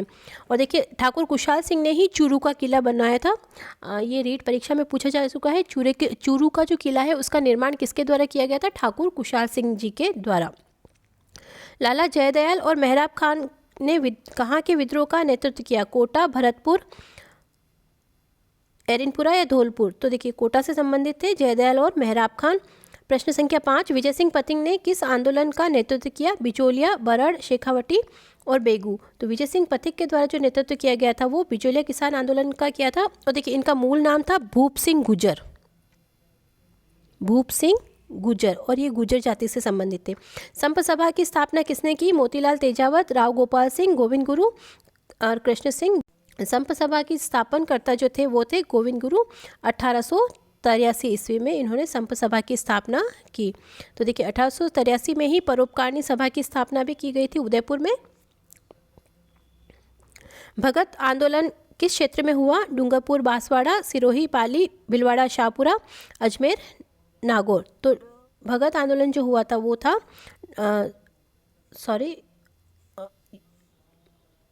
ये डूंगरपुर और बांसवाड़ा में। मेवाड़ प्रजामंडल से संबद्ध नेता थे पंडित हीरालाल शास्त्री, पंडित नैनूराम, पंडित अभिन हरि और माणिक्यलाल वर्मा। तो माणिक्यलाल वर्मा जो मेवाड़ प्रजामंडल से संबंधित थे। भोगीलाल पंड्या किस रियासत के प्रजामंडल से संबंध रहे? अलवर, डूंगरपुर, अजमेर, जयपुर। तो देखिए बहुत बार प्रश्न में परीक्षा में पूछा गया है। डूंगरपुर से संबंधित है भोगीलाल पंड्या। शहीद सागरमल गोपा का संबंध किस रियासत से रहा है? तो बांसवाड़ा, जैसलमेर, डूंगरपुर और ये तो इस जैसलमेर से संबंधित है। और जैसलमेर में गुंडाराज, आज़ादी के दीवाने, रघुनाथ सिंह का मुकदमा इनकी प्रमुख 3 रचनाएं हैं। तो ये था मित्रों हमारा आज का वीडियो, जिसके अंतर्गत हमने प्रमुख जन जागृति और आंदोलनों में प्रमुख व्यक्तित्वों की भूमिकाओं को भी देखा। और राजस्थान के परिप्रेक्ष्य में ये बहुत ज़्यादा महत्वपूर्ण है। आगामी परीक्षाओं में आप देखिएगा इससे संबंधित प्रश्न बन चुके हैं और आने वाली परीक्षाओं में भी बनने वाले हैं। तो माँ सरस्वती आप सबका कल्याण करें। आशा करती हूँ कि आपको वीडियो पसंद आएगा। वीडियो को पूरा देखने के लिए आपका बहुत बहुत हृदय से आभार। और इसे शेयर कीजिए, लाइक कीजिए और मेरे चैनल को सब्सक्राइब कीजिए। एक बार फिर से बहुत बहुत धन्यवाद।